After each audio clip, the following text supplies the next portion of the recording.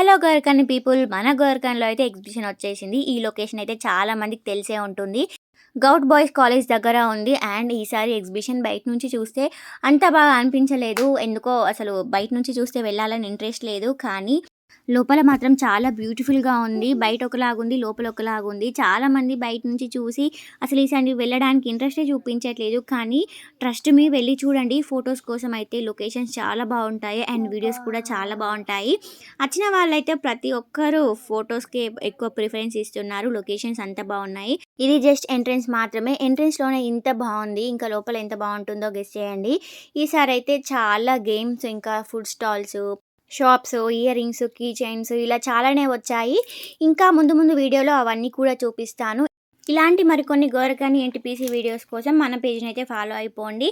And ఈసారి exhibition అయితే చాలా బావుంది. నెక్స్ట్ ఎగ్జిబిషన్ వీడియోతో మళ్ళీ కలుద్దాం. బాయ్.